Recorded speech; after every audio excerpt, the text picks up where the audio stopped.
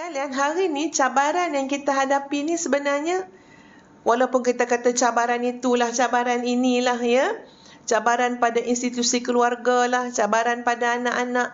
Tapi sebenarnya tuan-puan, zaman hari ni apa yang berlaku adalah cabaran kepada nilai keimanan yang ada dalam hati kita. Kepada para asatizah, kepada ibu-ibu, apa khabar ibu-ibu?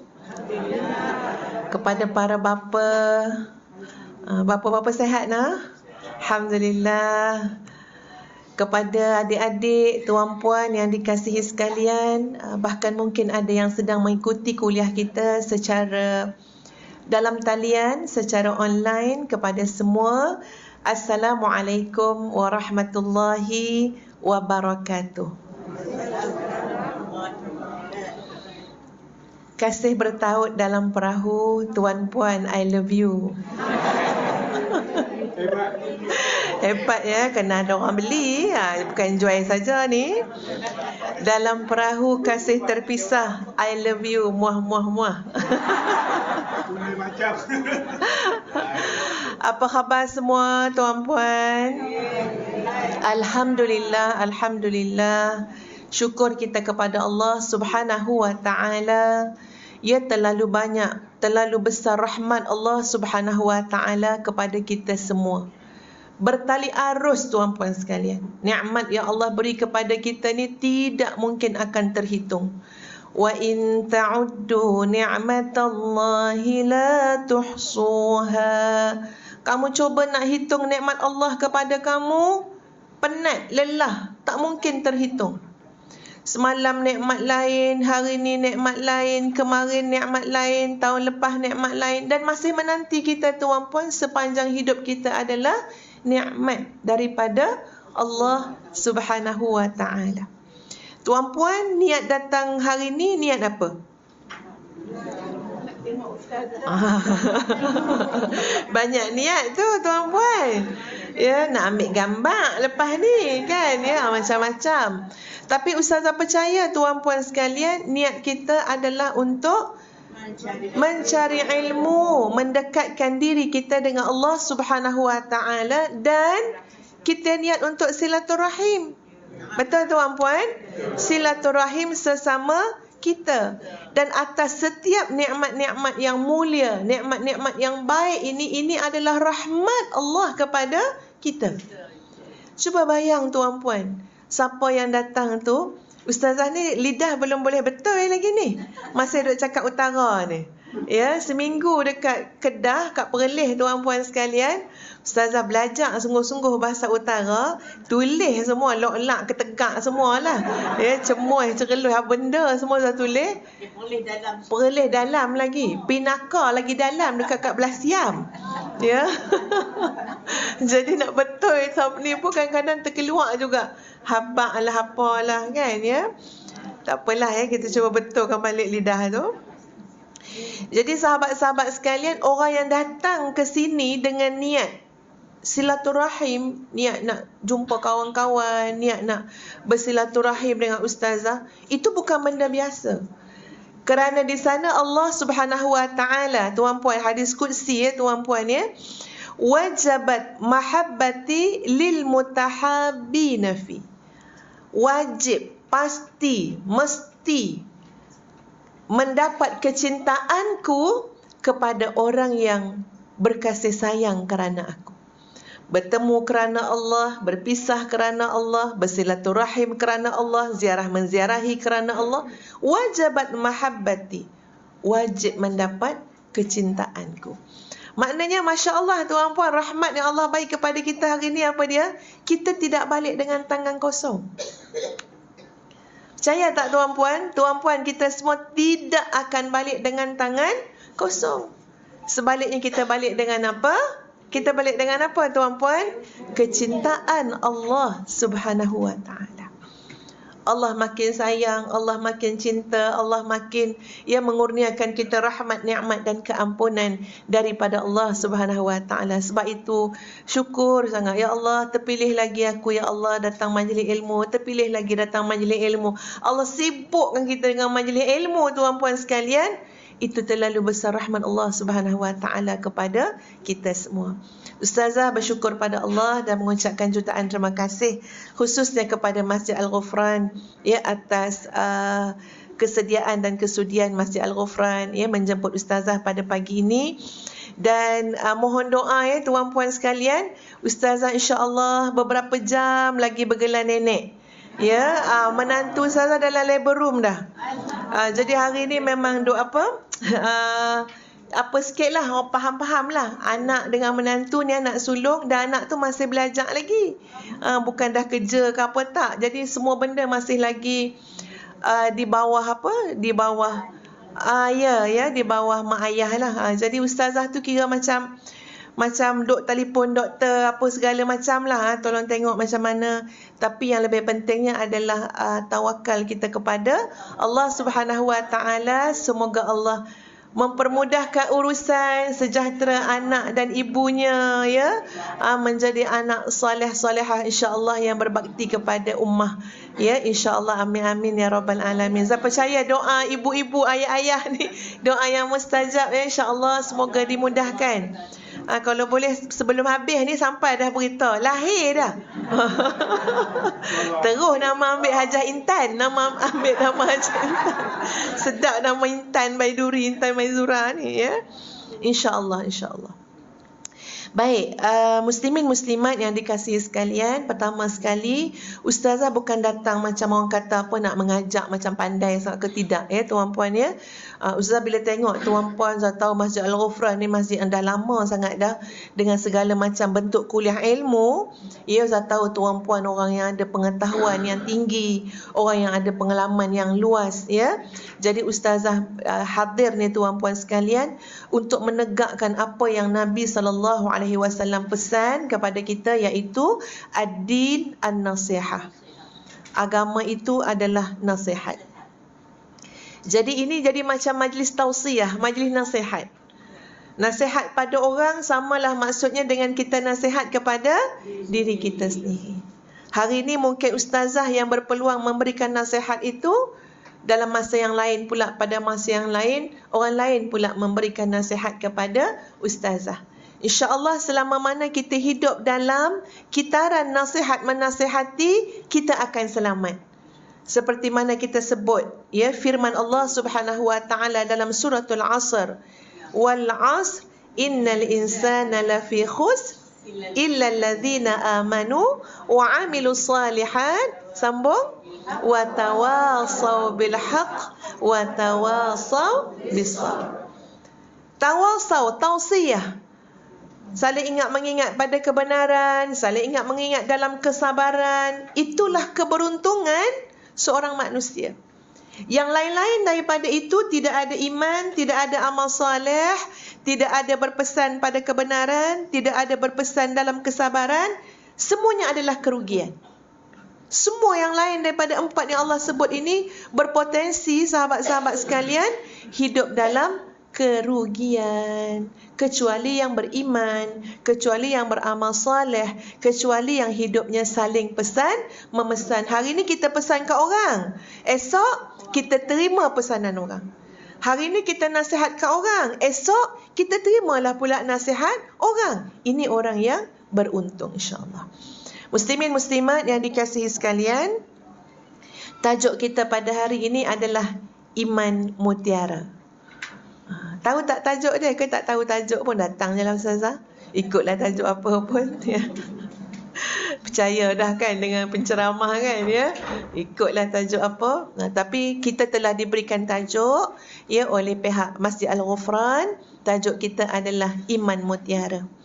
Bermakna muslimin muslimat, ibu ayah sekalian, kita sedang berbicara tentang satu nilai yang paling besar yang ada pada diri manusia. Ya, kita sedang berbicara tentang satu nilai yang paling besar yang ada pada diri manusia. Maksud dia tuan-puan, tak ada iman, tak ada nilai. Tapi ustazah dia banyak harta ustazah, 14 bilion contohnya. Tak ada iman, tak ada nilai. Tapi dia pangkat dia tinggi ustazah, jawatan dia hebat. Ya, tak ada iman, Tak ada nilai. Dia miskin ustazah, ya. Contoh macam Ahlus Suffah di zaman Nabi SAW, bukan ada apa pun tuan-puan. Jauh sekali nak ada rumah, nak ada tanah, nak ada saham, nak ada, tak ada apa pun. Mereka orang yang datang ke Madinah kerana cintakan Allah dan Rasul, kerana nak beriman kepada Allah dan Rasul. Duduklah kat mana-mana keliling Masjid Nabawi ketika itu. Tak ada apa benda pun dari segi dunia, dari segi material. Antaranya siapa dia? Abu Hurairah radhiyallahu an. Tapi nama Abu Hurairah terlalu harum tuan-puan sekalian, terlalu harum. Tuan-puan agak-agaklah nama kita ni berapa tahun kekal lepas pada kita mati. Agak-agak lepas pada 1000 tahun ada lagi tak? Aduh, mujur lah. Mudah-mudahan lah tuan-puan, ya. Mudah-mudahan. Iya. Lepas tahun macam tu pun makin lama makin pudar dah tuan-puan. Ingatan, nama. Tak ada dah orang julang tuan-puan. Tapi Masya Allah, tabarakallah. Cuba tengok nama Abu Hurairah radhiyallahu an. Macam seolah-olah hidup lagi tuan-puan. Orang duk sebut nama Abu Hurairah macam Abu Hurairah hidup lagi. Padahal dah lebih daripada 1400 lebih tahun dulu. Allah jaga nama tu. Allah pelihara, Allah tatang. Harum, mewangi dunia akhirat.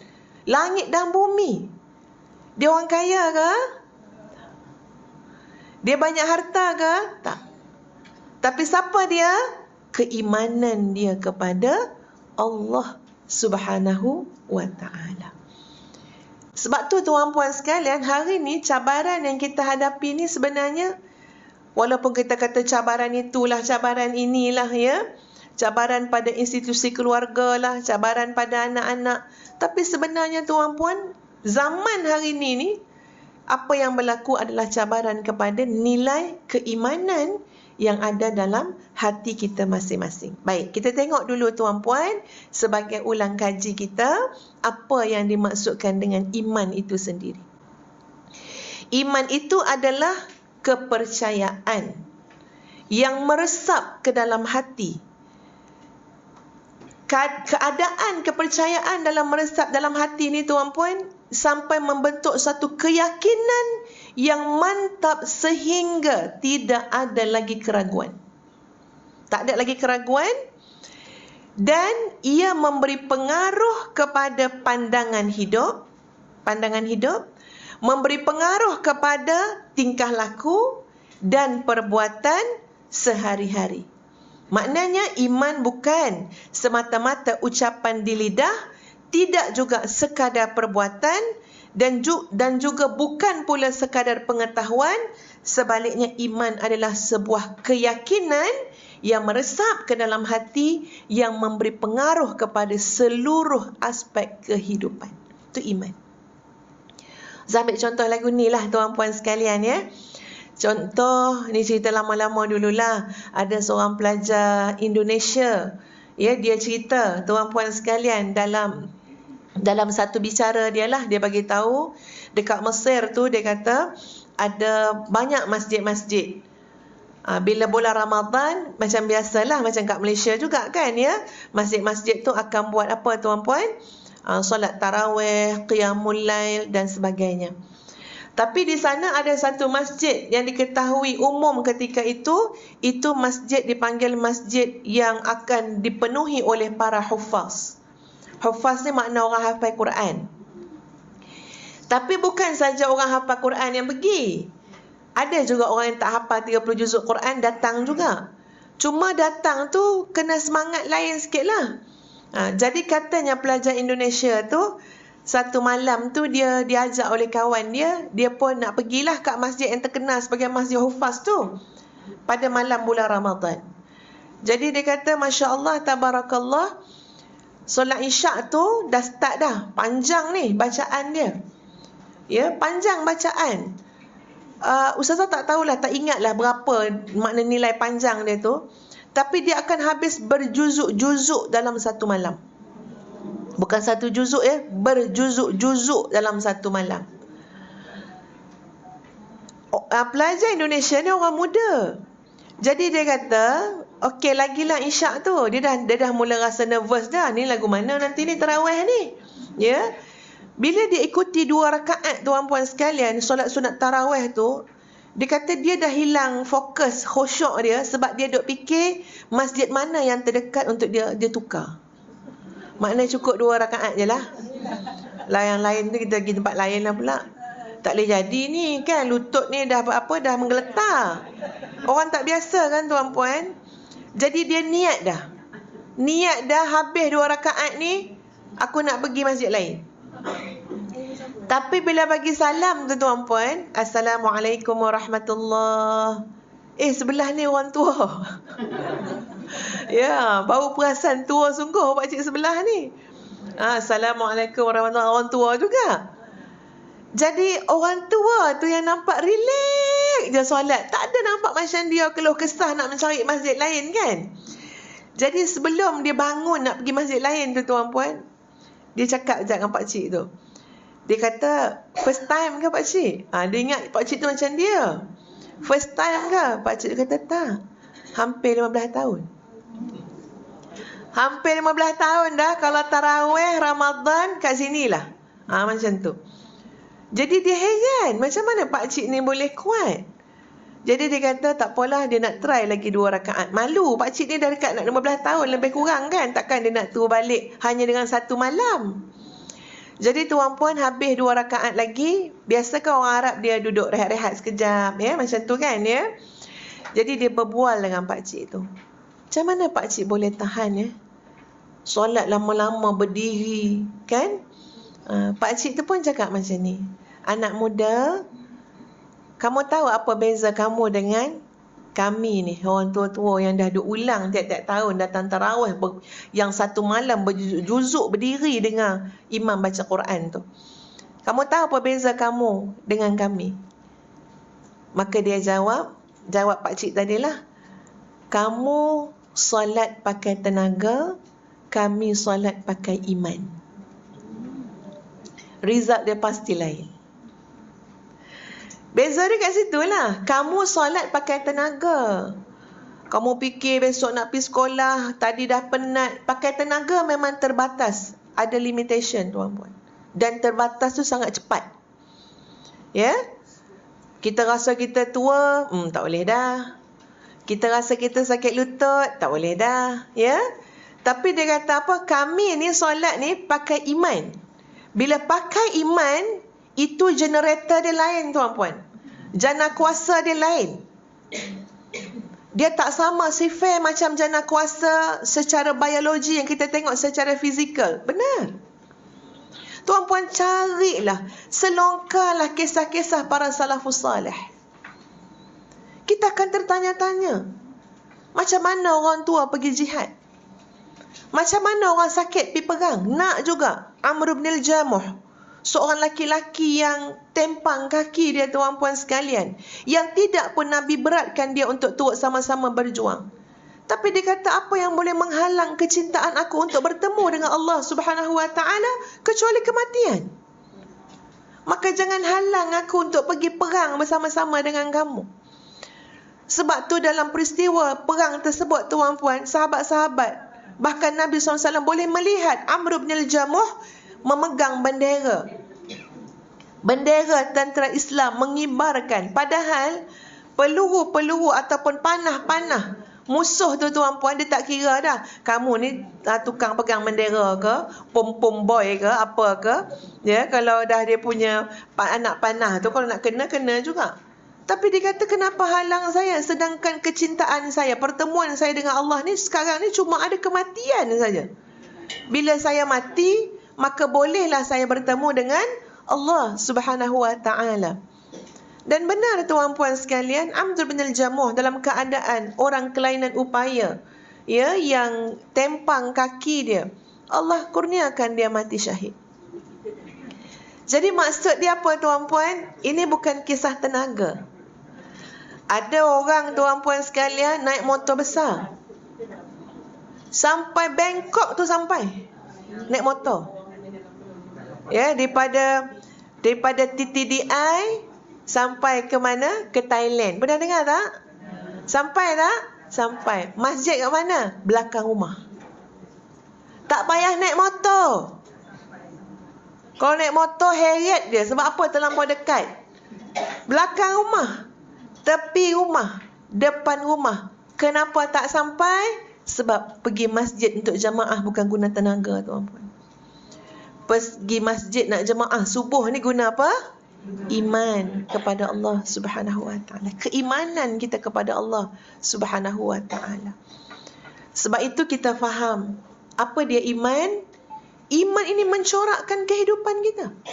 Iman ini memberi pengaruh kepada sudut pandang kita, cara berfikir kita.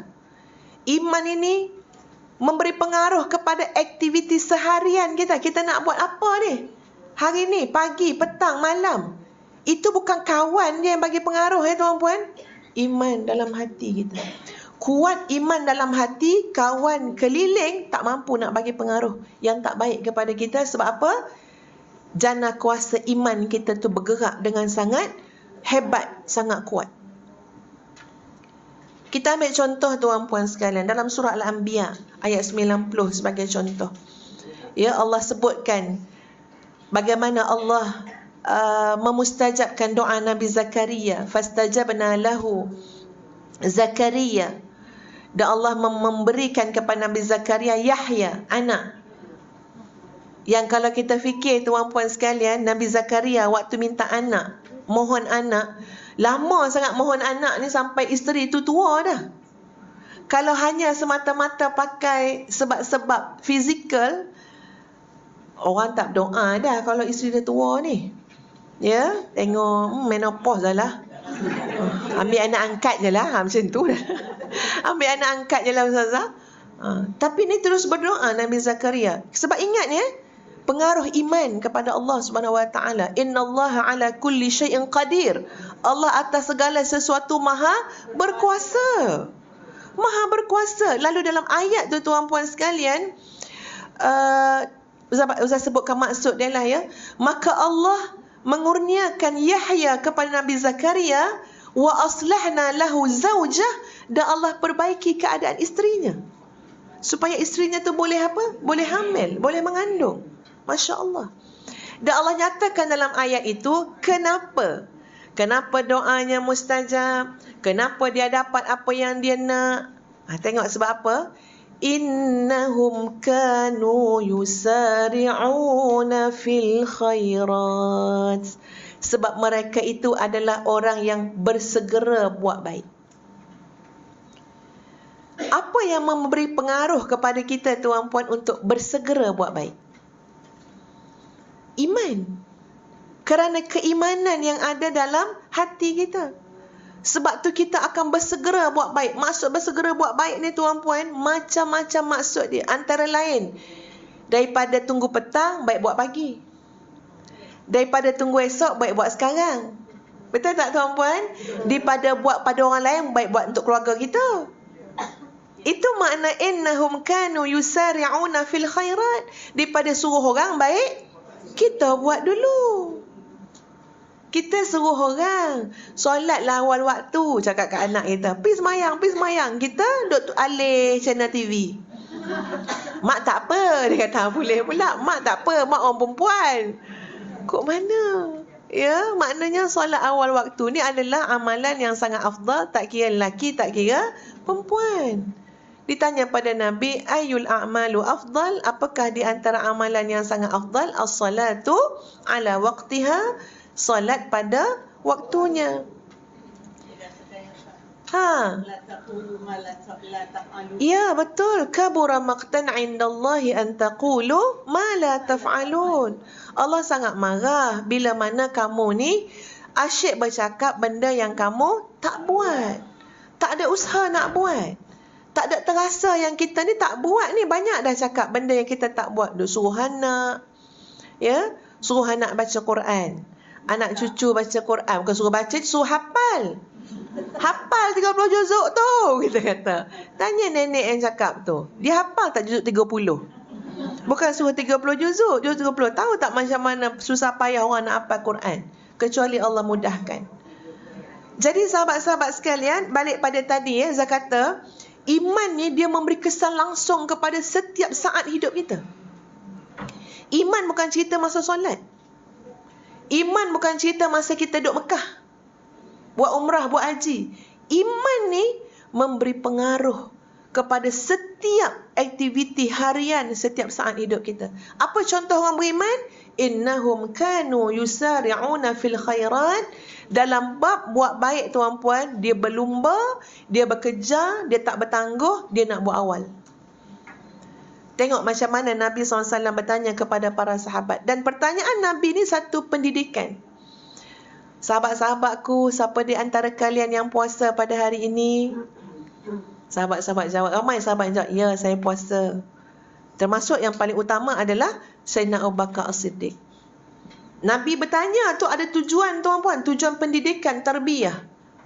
Supaya orang lain boleh belajar sesama mereka. Nabi tanya lagi, siapa yang dah melawat orang sakit hari ni? Pagi tu Tuan Nabi tanya.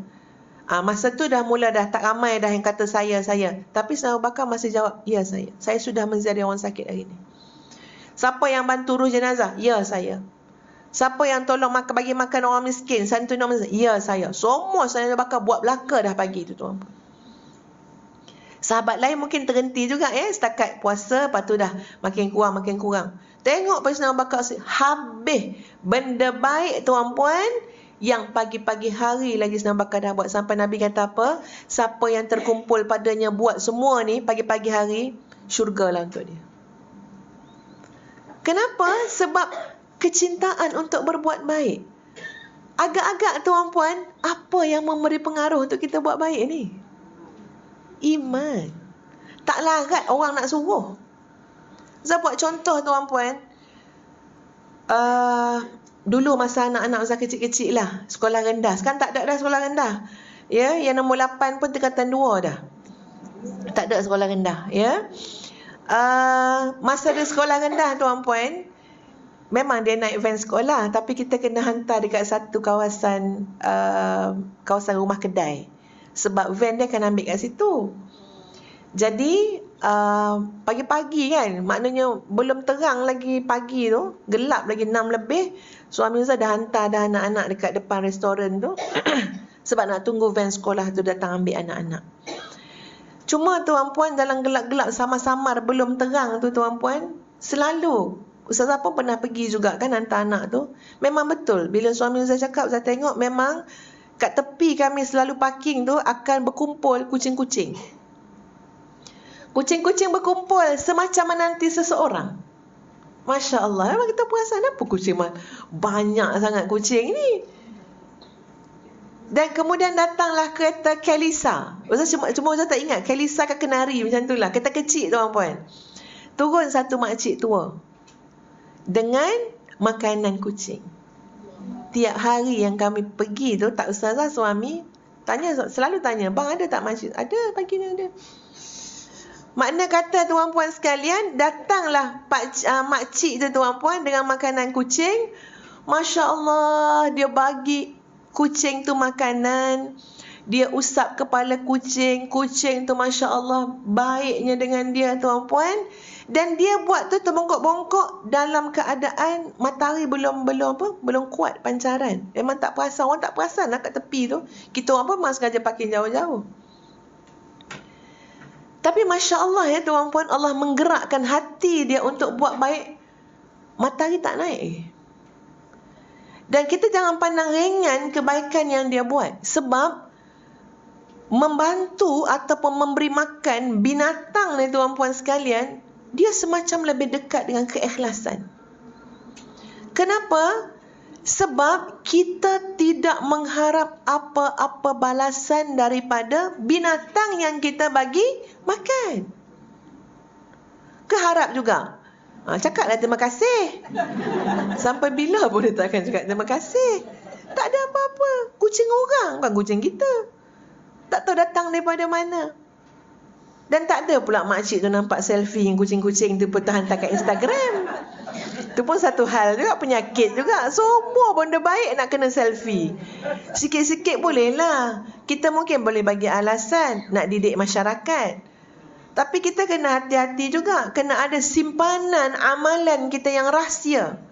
Biar hanya jadi antara kita dengan Allah Subhanahu wa ta'ala. Andai kata boleh kita educate dengan tidak mengatakan kita yang buat, sila guna dulu kaedah tu.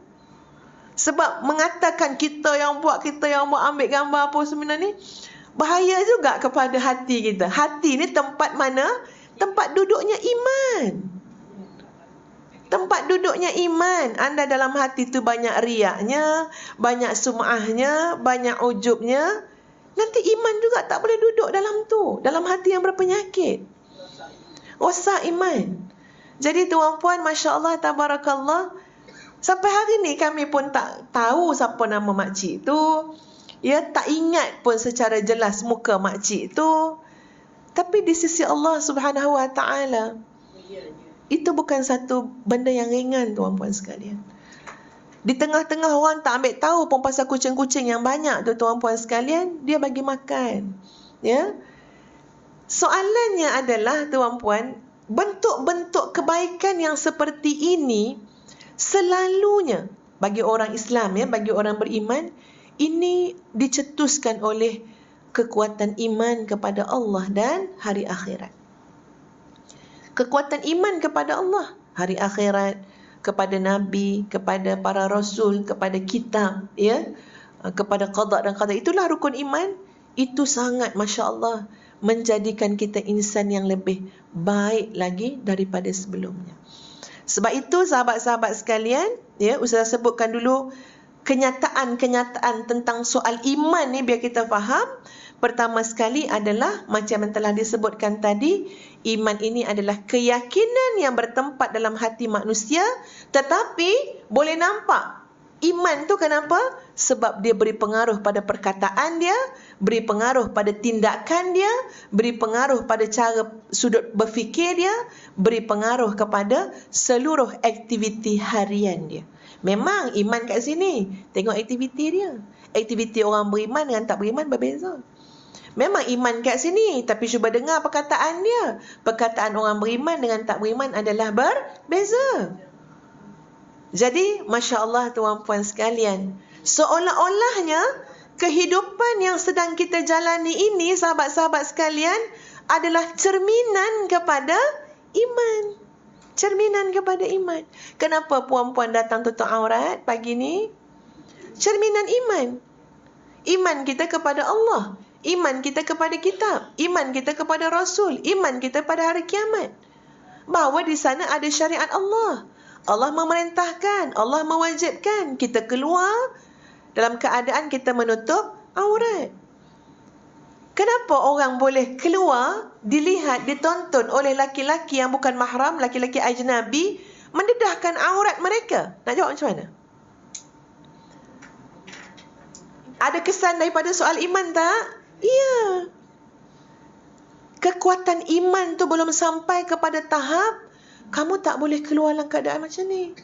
Kenapa? Kerana ini perintah Allah. Allah akan bertanggungjawabkan. Sampai hari kiamat akan ditanya oleh Allah Subhanahu Wa Taala. Tapi keimanan tu belum sampai tahap maknanya boleh melakukan perbuatan-perbuatan yang Allah perintahkan tadi. Mungkin iman tu masih lagi turun naik. Tak apalah, dah tua besok pakai. Ya, dah tak lawa besok pakai. Masa lawa tak pakai pula. Ya, tutup aurat, dah tak lawa barulah nak tutup aurat. Macam-macam lah alasan yang dibawakan oleh hati yang nilai iman tu mungkin, ya tuan-puan, graf dia tu susut tu lebih banyak daripada menaik. Sebab itu iman yazidu wa yanqus. Ini sifat iman. Iman tu bertambah dan berkurang. Maknanya kita lah yang kena cari, tuan-puan, jalan supaya iman kita bertambah. Antara jalan supaya iman bertambah apa dia? Kita datang majlis-majlis, mendengar nasihat, mendengar tunjuk ajar, mendengar teguran, itu akan menambahkan iman. Baca Al-Quran akan menambahkan iman. Tadabbur Al-Quran menambahkan iman. Melihat apa yang berlaku di alam ini, tuan-puan, ambil pengajaran, i'tibar, akan menambahkan iman. Tuan-puan tengok peristiwa yang berlaku di Turki dan Syria. Ya, gempa bumi yang Masya Allah, tuan-puan. kita kalau kita duduk fikir betul-betul, cuba hayati, memang yalah, nak kata macam mana, ialah la yukallifullahu nafsan illa wus'aha. Allah tidak menimpakan beban kepada seseorang kecuali pada kadar yang mampu ditanggung.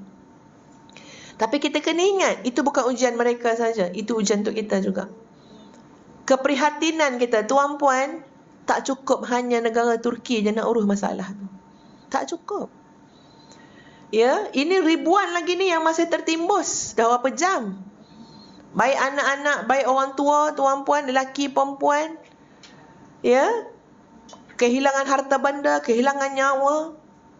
Ini bukan saja sokongan keuangan. Ini sokongan kepada mereka dari segi moral. Ustazah ada kawan, tuan-puan, ustazah baik dengan Khairat Foundation Malaysia, Ustaz Abdul Jalil ataupun Shelal nama sebenar dia, bahasa Turki dia kita panggil Ustaz Abdul Jalil. Terus dah hubungi sebab itu memang kampung dia. Dia dah balik daripada Malaysia, lama lu kat sini, pergi balik duduk kampung dia, dan nak masuk Malaysia masih lagi ada masalah dengan visa. Terus hubungi dia. Nampak blue tick tu kan, kita rasa lega hidup lah, maknanya blue tick. Lepas tu dia terus jawab, Alhamdulillah Ustazah, kami sekeluarga berada di Indonesia, dakwah ke Indonesia. Masya Allah. Tapi keluarga saya semua dekat sana. Dan Alhamdulillah rumah saya tu, dia kata selamat, tapi semua duduk dalam kemah sekarang. Duduk kat kemah. Dan keadaannya Ustazah adalah keadaan yang tidak mampu digambarkan lagi. Dia cuba nak gambarkan pada Ustazah, keadaannya sangat teruk Ustazah. Orang tak pernah terfikir benda tu akan berlaku. Tak ada apa-apa persiapan mental ya tuan-puan untuk menghadapi bencana yang sebesar itu. Dah tak boleh berfikir juga.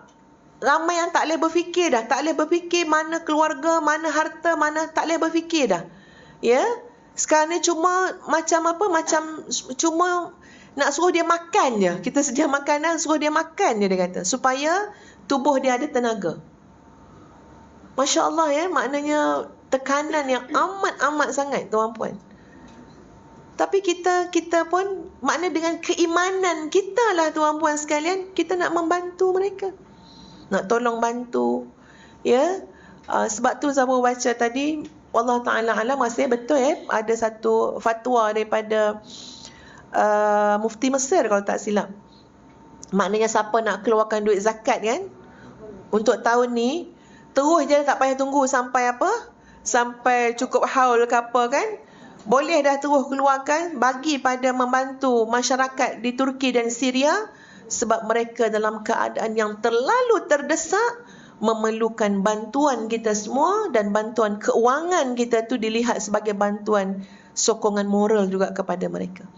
Ya, selain daripada doa kita supaya cepat pulih semua keadaan ya yang sedang mereka tanggung. Kembali kepada soal keimanan. Kita nak tolong pun kerana iman kita kepada Allah. Ya, soal ukhuwah, soal persaudaraan, soal membantu. Tadi kita sebut innahum yusari'una fil khairat. Jangan tangguh bab buat baik. Kalau kita belum lagi bagi sedekah, bagi derma khusus untuk membantu saudara-saudara kita yang sedang diuji dengan gempa bumi, maka jangan tangguh. Hari ni kita selesaikan urusan, biar keluar RM50, RM100 untuk apa? Khusus untuk bantu mereka pada saluran-saluran yang kita percayai. Ya, baik. Yang kedua juga telah saya sebutkan, sifat iman itu adalah yazidu wa yanqus. Ya, ini untuk yang mencatatlah. Ya, yang kedua adalah ia bersifat bertambah dan berkurang. Yang ketiga, muslimin dan muslimat sekalian, iman ini adalah sesuatu yang sifatnya akan diuji kaji, akan disaring, akan dinilai. Sebab mengaku beriman tu terlalu mudah. Mengaku beriman, saya beriman, saya Muslim, saya Muslimah, saya beriman. Marah kalau orang kata tak beriman ke? Beriman. Mesti kita marah kalau orang kata kita tak beriman. Maknanya sekadar pengakuan lidah itu terlalu mudah. Lidah ni tak bertulang tuan-puan. Semua benda dia mudah cakap. Ya, dia tak bertulang. Dia nak kata dia itu, dia ini. Tapi tidak ditinggalkan semata-mata kepada lidah dalam bab keimanan. Kamu nak cakap apa, silakan. Kamu nak mengaku apa, silakan. Seolah-olah macam itulah tuan-puan ya. Seolah-olahnya Islam mengatakan, ya kamu nak cakap kamu beriman, silakan. Kamu nak mengaku kamu beriman, silakan. Tapi kena ingat satu benda. Iman itu perlu dibuktikan. Ini sifat iman tuan-puan sekalian. Iman itu perlu dibuktikan. Kalau kita lihat, merujuk kepada surah Al-Ankabut ayat yang kedua dan ketiga. Ya, saya bacakan.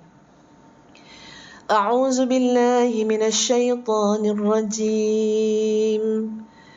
Ahasiban nasu an yutraku an yaqulu amanna wa hum la yuftanun.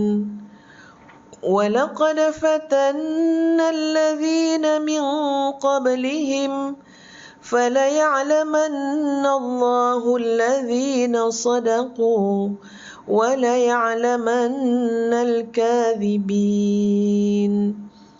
Apakah manusia mengira akan dibiarkan saja untuk mengaku amanna, kami beriman, wahum la yuftanun, sedangkan mereka belum diuji. Inilah tabiat iman. Iman kena melalui makmal khusus. Kena melalui makmal khusus. Maksud dia apa? Akan diuji oleh Allah Subhanahu Wa Taala. Kita bukan minta ujian ya. Bukan kata ya Allah ujilah aku ya Allah. Biar terbukti imanku. Kita tak minta, kita tak diajar untuk minta macam tu. Dalam bab ujian ni tuan-puan sekalian, la yukallifullahu nafsan illa wus'aha. Ya, kita berdoa, Rabbana la tuhammilna ma la taqata lana bih. Tuhan, jangan kau uji kami dengan benda yang kami tak mampu ya Allah. Takut diuji dengan benda tak mampu, habis hilang iman kita. Bergegar akidah kita. Ya, antara musibah yang besar tuan-puan, musibah pada urusan agama kita. Sebab tu kita berdoa, la taj'al musibatana fi dinina. Wahai Allah, jangan jadikan musibah kami pada agama kami. Wal iyazu billah, wal iyazu billah. Ada orang diuji murtad tuan-puan. Wal iyazu billah, wal iyazu billah. Dulu kita pernah dengar kan tuan-puan cerita kan, ada anak perempuan murtad. Anak tu imam tuan-puan. Kesian pada semua. Itulah ujian Allah ya, ujian Allah. Tapi Allah menguji mak ayah tu, insya-Allah kuat semangat dia. Dia dah mungkin insya-Allah mungkin dah balik semula pada Islam kan. Ini cerita dulu-dulu ambil iktibar ya tuan-puan ya. Maknanya apa? Ya Allah, kau jangan uji aku. Jangan uji anak keturunan aku pada agama kami. Ini isu-isu agama tuan-puan. Sampai lucut akidah. Ya Allah, tolong jangan uji kami yang seperti itu. La taj'al musibatana fi dinina. Wahai Allah, jangan jadikan musibah kami pada agama kami. Yang lain-lain tak apalah kan ya. Yang lain-lain tu kita berdoa pada Allah, Rabbana la tuhammilna ma la taqata lana bih. Jangan uji kami ya Allah pada perkara yang kami tak mampu. Nah ya tuan-puan, kalau Allah uji kita tu, kita memang tak mampu. Itu boleh apa? Boleh hewaya. Boleh sikit jiwa, boleh gila tuan-puan. Wal iyazubillah, wal iyazubillah.